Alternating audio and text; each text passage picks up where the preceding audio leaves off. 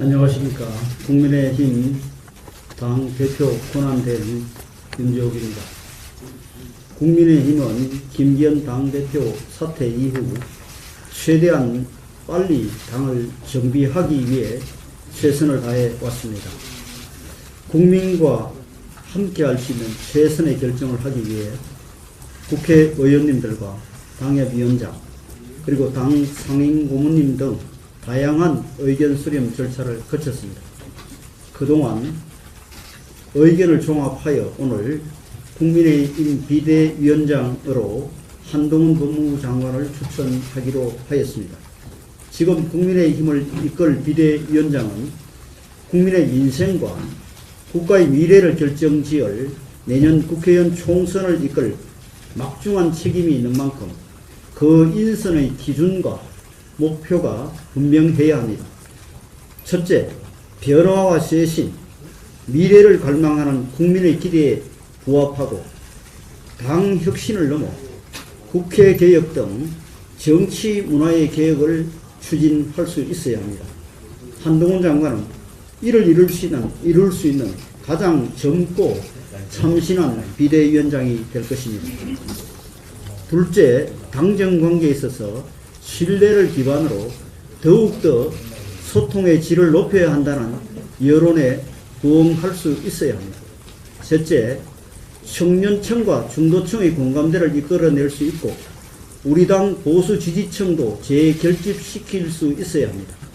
한동훈 장관은 차기 정치 지도자 여론조사에서 당내 1위를 고수하고 있으며 젊은 세대와 중도층으로부터 많은 기대를 받고 있습니다. 또한 당원과 보수층의 총선 승리의 절박함과 결속력을 불어넣는 긍정적 효과를 기대할 수 있을 것입니다. 넷째, 한동훈 장관은 당내외 인사 중 다수가 추천하는 인물로 의견 수렴 과정에서 그 역할에 대해 기대감이 가장 높았던 분이기도 합니다. 한동훈 장관이 비대위원장을 맡게 된다면 가장 젊고 참신한 비대위원장으로 국민의 힘과 대한민국 정치를 바꾸어 갈 것이 분명합니다. 당원 여러분들과 국민 여러분들의 뜨거운 성원과 지지를 부탁드립니다. 감사합니다.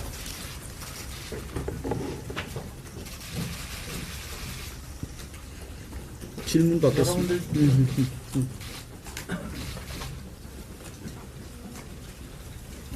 혹시 오전에 한동훈 장관 만났다는 보도가 좀 나왔는데 만나서 어떻게 만났는지 이 추천을 하려고 하면 본인 수락을 받아야 됩니다. 그래서 수락하는 과정은 거쳤습니다. 다만 그 과정에 대해서 구체적으로 제가 말씀드리지는 않겠습니다. 수락을 하셨다는 거죠? 예, 수락을 받았습니다. 근데 일각에서는 한동훈 장관의 정치 경험이 없다라는 지적에 대해서는 어떻게 평가하시는지 궁금합니다. 뭐 정치 경험이 없다는 지적을 할 수 있지만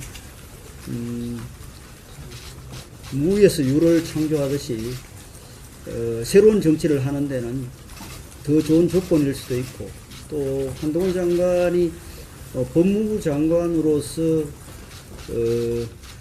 이미 정무적인 그 감각이나 또 정무적인 역할에 대한 그런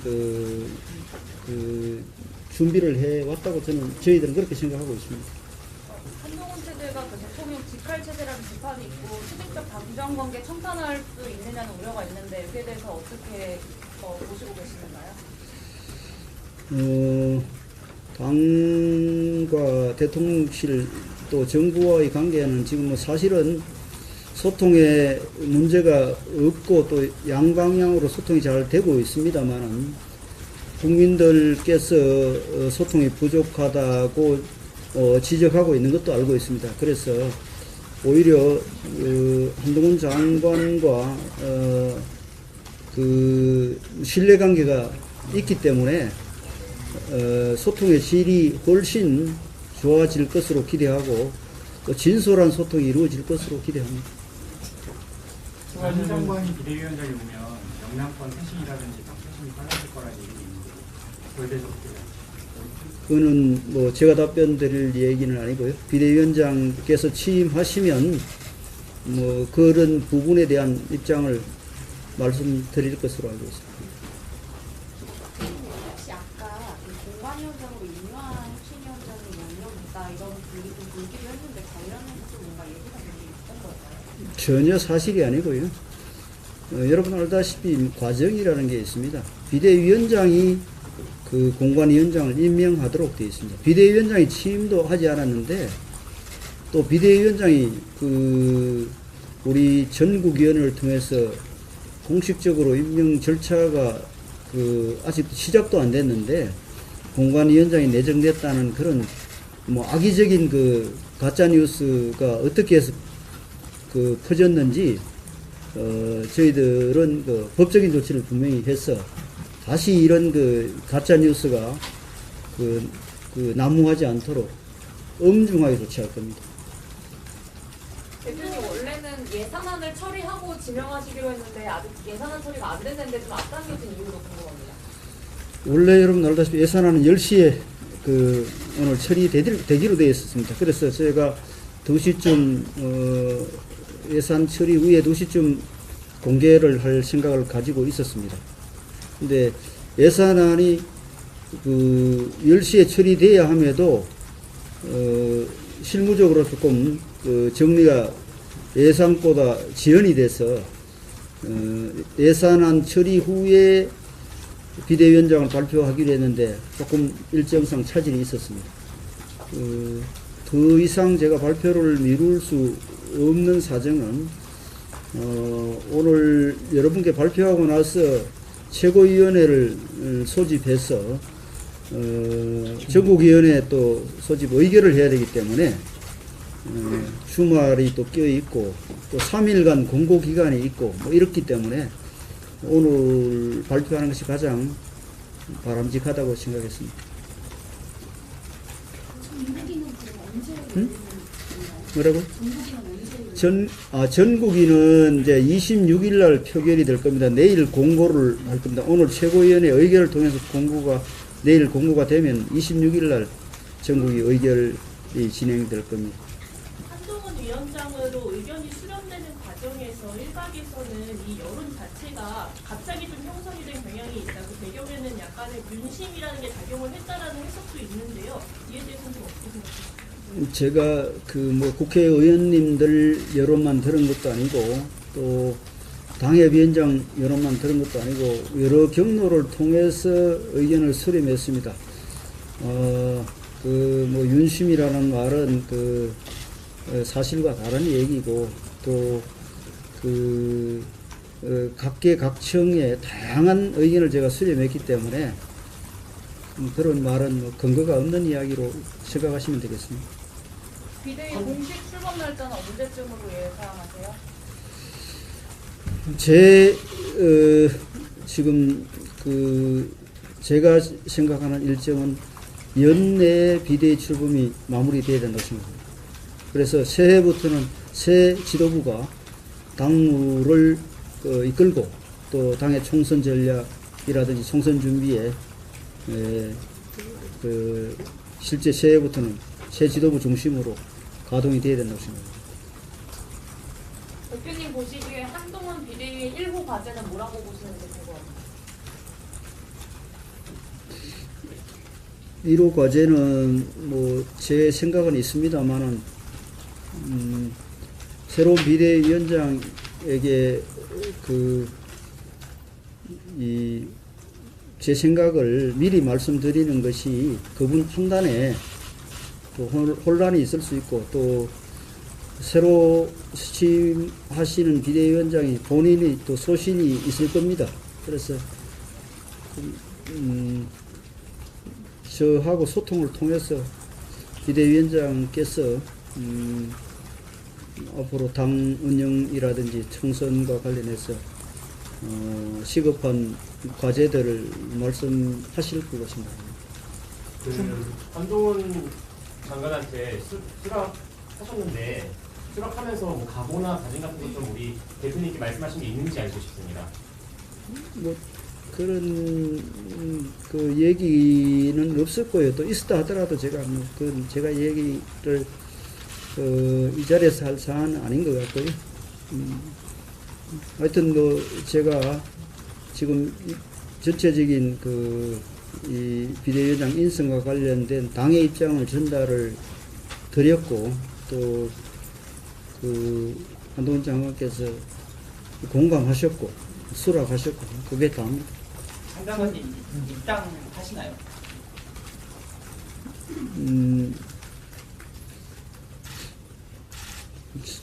뭐 입당할 것으로 생각하는데, 또 이제 비대위원장께서 그거는 물어보지는 않았습니다. 비대위원 인선이 이제 남았는데요. 어떤 분들이 와야 된다고 보시나요? 뭐 일반적인 기준을 이야기하면은 하여튼 뭐 우리가 취약한 그런 그 청년층이나 또는 중도, 또 수도권, 또 그런 그 외연 확장에 도움이 되는 그런 분들을 중심으로 진영을 갖추는 게 좋겠다는 생각은 하고 있습니다만, 그것마저도 비대위원장께서 생각하는 기준이 있을 것으로 생각합니다. 충분히 많이 된 것 같죠? 대표님, 예. 말씀 주신 인선 관련해서 혁신위원회에서도 당에서 부족한 그런 외연 확장을 중심으로 인선 이루어졌는데 혁신안들이 잘 받아들여지지 않았어요. 이번 비대위에서 같은 인선이 이루어진다면 당에 좀 변화가 있을 것으로 예상하시는지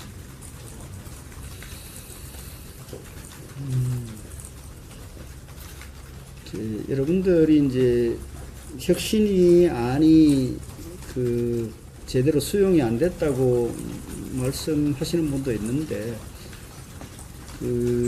사실은 혁신이 안 중에 많은 부분이 공천 과정을 통해서 이루어져야 되는 그런 제안들입니다. 그래서 그건 아직까지 그 부분에 대한 평가는 공천이 이루어지는 과정이나 공천이 이루어진 연후에 판단해 주시면 좋겠습니다. 어쨌든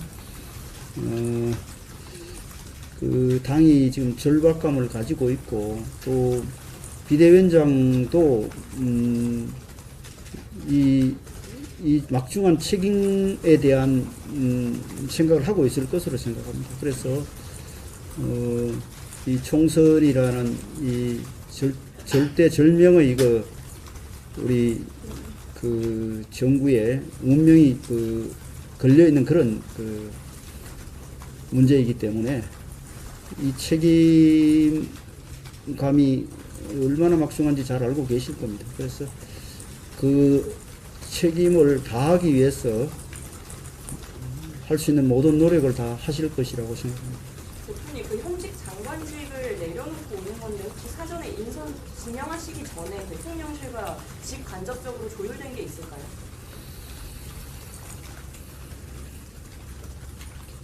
뭐 직간접적으로 조율됐다기보다는 비대위원장으로 제가 이 결정을 하고 나서 결정한 사실은 공유했다고 봐야 됩니다.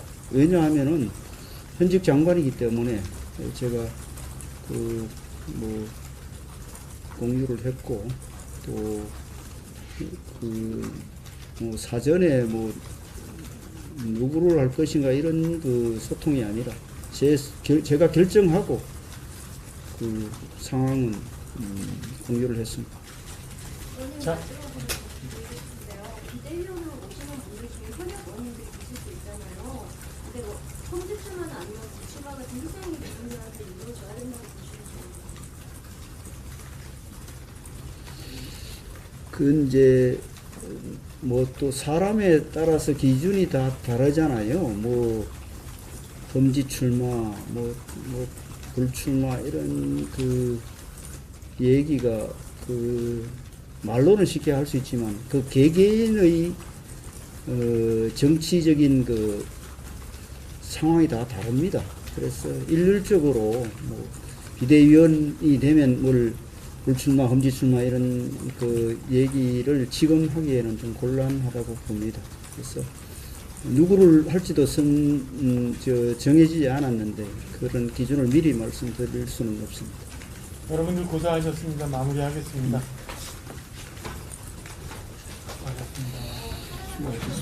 김건희 특검법에 대해서 한 장관님이 입장을 어떻게 밝히셨는데 어쨌든 국회의 절차에 따라 따르겠다 이렇게 말씀을 주셨거든요. 그 부분은 원내 대표로서도 어떻게 대응해 나갈 계획이신지 여쭙습니다. 그 문제는요, 오늘 비대위원장 인선하고 조금 이제 범위를 조금 넘어섰는데요. 그 개별적으로 질문을 저한테 하시면은 답변해 드리겠습니다. 정리하겠습니다. 네. 고맙습니다.